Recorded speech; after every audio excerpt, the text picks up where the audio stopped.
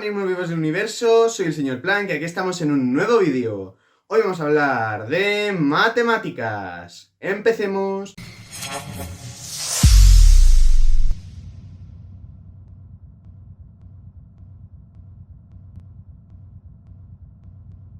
Seguimos aquí con nuestros vídeos de cálculo. Veréis que he pegado un salto a esto, ¿no? Hoy vamos a explicar el teorema de Taylor en varias variables.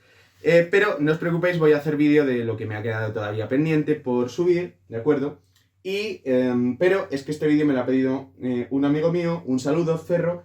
Entonces, como es bastante, le corre prisa, pues voy a hacerle el favor y lo voy a explicar antes, que tampoco creo que pase nada. Bien, el teorema de Taylor en una variable nos aseguraba que si nosotros podíamos aproximarnos al valor de una función cerca de un punto a partir de una fórmula que es la fórmula de Taylor, ¿vale? Pues en varias variables es exactamente lo mismo. La función cerca de, en un intervalo cerca, es decir, en un conjunto de puntos, porque ya no hay uno, sino que hay varios, ¿vale? Hay infinitos, en un conjunto de puntos cercanos a su vecindad, ¿sí? Se comporta de una forma que puede ser muy aproximada por la fórmula de Taylor. Y se va a comportar de manera exacta de esta manera. Entonces, primero, bueno, no. En este caso no tiene sentido, yo creo que vaya primero a dos variables y luego... Así que lo voy a hacer directamente con una función, no de Rn en Rm, ¿vale? Sino de Rn en R, ¿vale? Vamos a coger una función de Rn en R. ¿Por qué? Porque si es de Rn en Rm, hacemos cada fórmula de Taylor de cada función de salida y nos tiene que salir lo mismo. Bien, entonces, ¿qué nos dice el teorema de Taylor? Bueno, pues el teorema de Taylor nos dice que si yo cojo, que yo sé que el valor de la función en un punto incrementado, ¿vale? O sea, yo cojo para un punto genérico, ¿vale? Un punto genérico de coordenadas x1 hasta xn, ¿vale? Y ahora, yo este punto, ¿sí? Este va a ser mi vector x de entrada, y ahora este punto yo lo incremento en una determinada distancia, ¿vale? O sea, vamos a centrar el desarrollo de Taylor en un punto en concreto. Entonces, vamos a centrarlo en un punto A, ¿de acuerdo? De coordenadas... Bueno, como va a ser un incremento, se suele poner, y a mí me va a gustar más usar la letra H, ¿de acuerdo? Entonces, vamos a hablar del vector de incrementos, ¿vale? El vector H de incrementos. ¿Este vector h de qué se compone? Pues se compone de un incremento distinto para cada variable. Es decir, vamos a incrementar en un valor distinto cada variable. Y esto va a ser x1 menos el punto donde lo queremos centrar, ¿vale? O sea, x1 es un punto genérico. Y ahora nosotros lo vamos a centrar en un punto de coordenadas h1, h2, hn. ¿Bien? x1 menos h1, x2 menos h2, hasta xn menos hn. De tal manera que si nosotros nos vamos cerca de este punto, en la vecindad de este punto, la función se va a comportar como un polinomio, ¿vale? Y ahora vamos a estudiar cómo es este polinomio. Es un polinomio un poco más complicado, pero tampoco demasiado. Entonces, yo puedo decir que f del vector x, es decir, f de x1 hasta xn, ¿sí? Va a ser igual a la fórmula de Taylor, ¿vale? Que ahora pongo cuál es, ¿sí? Más una cosa que se llama el resto de Lagrange, ¿vale? Que va a ser una cosa que es despreciable y ahora veremos frente a qué, ¿vale? Esto significa un infinitésimo de esto. Esto significa, esta cosa, lo que está aquí dentro, es despreciable, ¿vale? Frente a lo que pone aquí. O sea, mejor dicho, esta cosa, ¿vale? Que no sabemos lo que vale, es despreciable frente a lo que pone aquí dentro. De tal manera que si nosotros dividimos... esta cosa, o sea, el infinitésimo, entre lo que está aquí dentro, cuando lo que está aquí dentro va a cero, esto va a cero, ¿vale? Porque esto decrece mucho más rápido, es mucho más pequeño que lo que está aquí dentro, esa es la idea. Entonces, ¿qué nos dice el teorema de Taylor? Que en la vecindad del punto H, H1, H2, Hn, ¿sí? La función se comporta como un polinomio más mierda, ¿vale? Entonces vamos a ver qué es esta mierda y vamos a ver qué es este polinomio. Bueno, tenéis que estar familiarizados con lo que es el gradiente de una función. Entonces vamos a coger un operador, ¿vale? Que se va a llamar, que va a ser el producto escalar de este vector de incrementos, que ojo, no es el punto en sí, sino que es un punto genérico menos el punto donde lo he centrado, etcétera, etcétera, etcétera, ¿sí? Vamos a coger el vector de incrementos y vamos a hacer producto escalar con el gradiente, ¿vale? El vector gradiente de una función, ¿sí? Entonces, ¿qué es lo que vamos a obtener?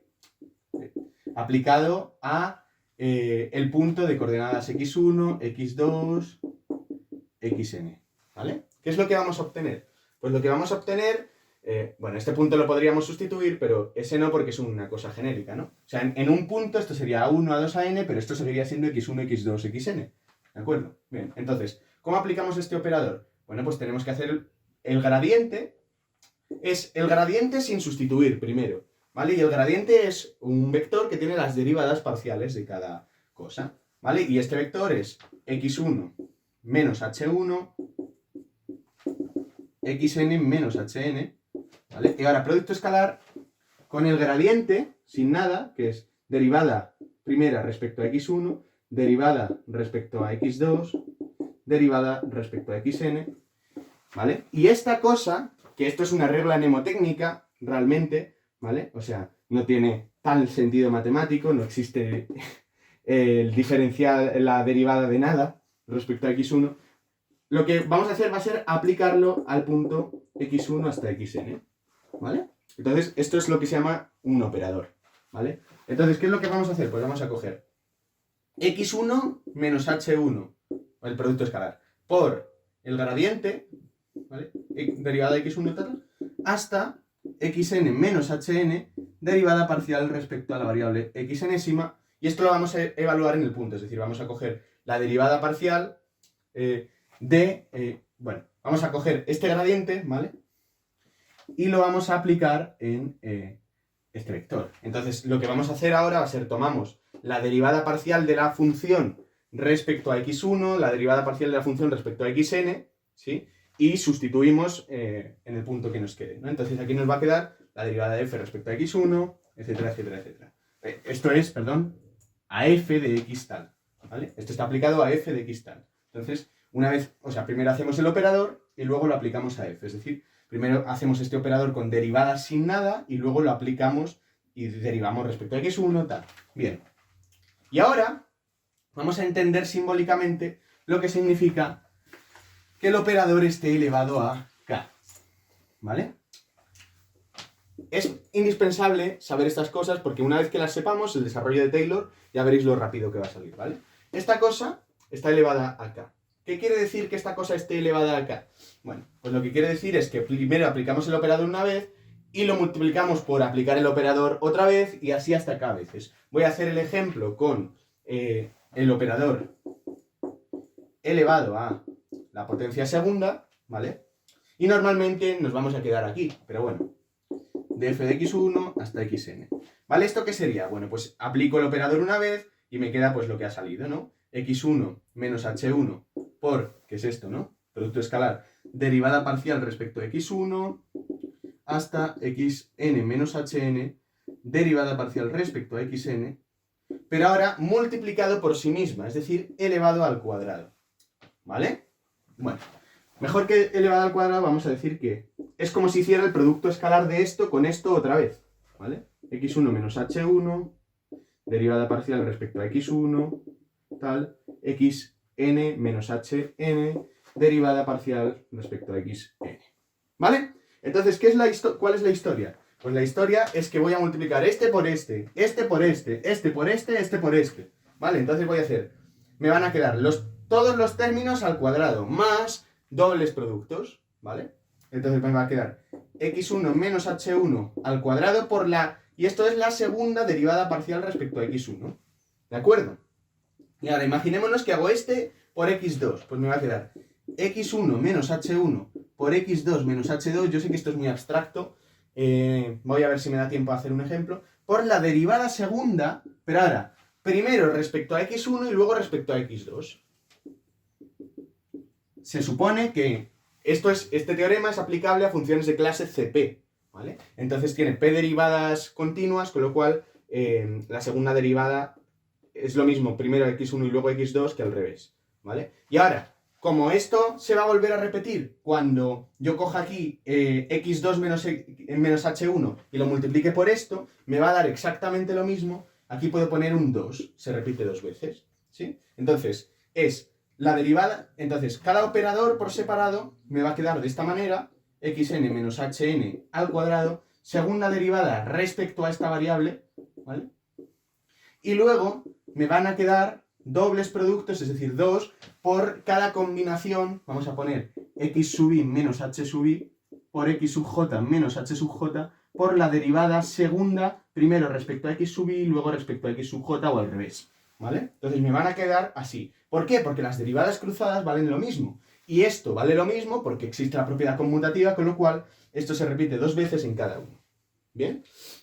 Entonces, esto puede ser muy largo. Bueno, podéis pensar que esto es imposible, infumable. Imaginémonos que ahora lo tenemos elevado a 3. Bueno, lo que hay que hacer, si lo tenemos elevado a 3, es aplicar el binomio de Newton, ¿vale? Que tenéis aquí en un vídeo de cómo aplicarlo, ¿sí? Realmente no vamos a tener tantos términos. Voy a ver cómo vamos de tiempo, ¿vale? Porque no vamos mal, igual en este vídeo no. En el siguiente vamos a hacer un ejemplo, ¿sí? Entonces, ahora voy a enunciar oficialmente cómo es el teorema de Taylor, ¿vale? Para varias variables y yo creo que lo dejamos por aquí, ¿vale? Sé que este vídeo es un poco abstracto, volvéoslo a ver. Con el vídeo siguiente del ejemplo, véoslo cuando este acabe y si no lo habéis terminado de entender, volved a este vídeo. ¿De acuerdo? Bien. Entonces, vamos a usar este operador, aplicado k veces.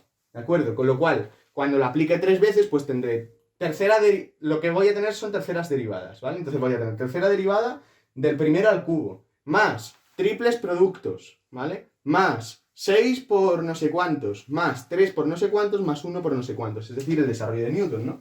Porque si yo hago a más b, realmente tengo una cosa así.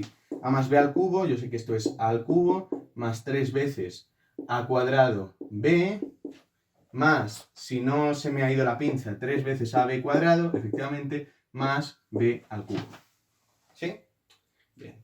Entonces, tenéis que aplicar los desarrollos de Newton, pero bueno, para casos de orden superior, lo máximo en lo que os vais a quedar normalmente es de grado 3, o sea que no os preocupéis por eso.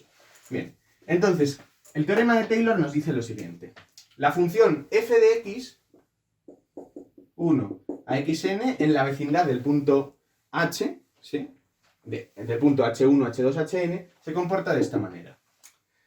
Primero, cogemos la función evaluada en este punto. x1 hasta xn, donde esto es un punto, ¿vale? ¿Sí? Y ahora, esta es la función evaluada en este punto. Más, bueno, esto sería evaluado en un punto, ¿de acuerdo? O sea, el teorema de Taylor es, o sea, este es un punto genérico, entonces esto se pone como, y ahora voy a poner que esto es un punto, ¿vale? ¿Sí? Entonces, la función evaluada en un punto, ¿de acuerdo? Es exactamente lo mismo. Lo que pasa es que aquí estoy poniendo un punto genérico, que es el que estoy usando para crear el vector de incrementos, y aquí estoy poniendo ya el punto que me interesa estudiar el desarrollo de Taylor. ¿Bien? Entonces vamos a coger. Esto va a ser la función evaluada en el punto. ¿Vale? Más. Claro, no, perdón. El punto es el punto h1, hn. Bien, perdón. El punto es el punto h1, hn, que por eso lo hemos incrementado. Bien. Más. ¿Y ahora qué sería? En el desarrollo de Taylor una variable sería 1, ¿vale? Porque es 1 partido por 1 factorial, esto es 1 partido por 0 factorial, más la primera derivada. Bueno, pues ahora lo que vamos a hacer va a ser coger el operador h, este vector, que está bien puesto, ¿vale? Producto escalar gradiente, y lo vamos a aplicar a f en el punto h1 hasta hn. ¿Bien? Y ahora, ¿qué tocaría? 1 partido por 2 factorial por la segunda derivada. La segunda derivada es esto. H, producto escalar gradiente. O sea, realmente lo que cogemos son las segundas derivadas de cada uno. Al cuadrado de f, h1 hasta hn. ¿Vale? Y ahora más, vamos a poner que es una función de clase P. Es una función de clase P que tiene P derivadas continuas, entonces voy a llegar hasta 1 partido por P menos 1 factorial, es decir, voy a llegar a la anterior, ¿sí? De H gradiente elevado a P menos 1, ¿sí? Aplicado a F H1 hasta Hn. ¿De acuerdo? ¿Sí? Y ahora lo que voy a tener es más un infinitésimo de, bueno, si tuviera x y z o x cubo y tal, lo que tendríamos sería un infinitésimo de los términos de orden superior, ¿vale? Es decir, un infinitésimo de... a ver cómo lo podría poner. Un infinitésimo, claro, de x1 menos h1, es decir, esto, pero elevado a p, ¿vale? Elevado a p más xn menos hn elevado a p. ¿Qué quiere decir? Bueno, o a p menos 1, ¿sí? Da exactamente igual a efectos de esto. Bueno, si aquí ponemos p, aquí p, y si aquí ponemos p menos 1, aquí p menos 1. Significa que esta cosa, ¿vale? Como esto van a ser números, porque al fin y al cabo este gradiente aplicado a la función, esto es un punto, ¿vale? Con lo cual esto es un número, ¿sí? Esto es un número, pero está multiplicado por esto, y la x ya no es un número, es un valor variable, ¿de acuerdo? Entonces, esto es un número por las x, entonces lo que vamos a coger son monomios o polinomios de grado p-1, ¿de acuerdo? Entonces, esto es despreciable frente a términos de este orden. Significa que esta mierda que tenemos aquí, ¿vale? No es nada comparado a esto. Y esto no es nada comparado a lo anterior, etcétera, etcétera, etcétera. ¿Sí? Pero de tal manera que cuanto más términos añadamos, más precisa va a ser nuestra aproximación. ¿De acuerdo? Y de hecho, bueno, si tomamos el límite cuando el vector h tiende a x1 o tal, bueno, cuando este vector, mejor dicho, sí, cuando el vector h, sí, tiende a 0, 0, entonces esto se va a 0, ¿vale? Y el resto de cosas, pues habría que estudiarlo. Así se va a comportar la función. Voy a ver si me sobra un poquito de tiempo. No. Bueno, lo que quería hacer es generalizarlo. Lo vamos a generalizar. Y al generalizarlo nos queda la suma desde igual a 1 hasta p, ¿vale? Voy a poner desde k igual a 1, que a mí me gusta más, hasta p, de 1 partido por k factorial por h escalar gradiente elevado a k aplicado a f de h1 hasta hn, hasta p-1, más un infinitésimo de la suma de x sub i menos h sub i elevado a p-1 desde i igual a 1 hasta n. ¿Vale? Esta sería la fórmula general. Así que nada, eso es todo por hoy. Dadle a like, suscribiros y compartid este vídeo por vuestras redes sociales. Como los átomos comparten sus electrones para combinarse entre sí. ¡Nos vemos!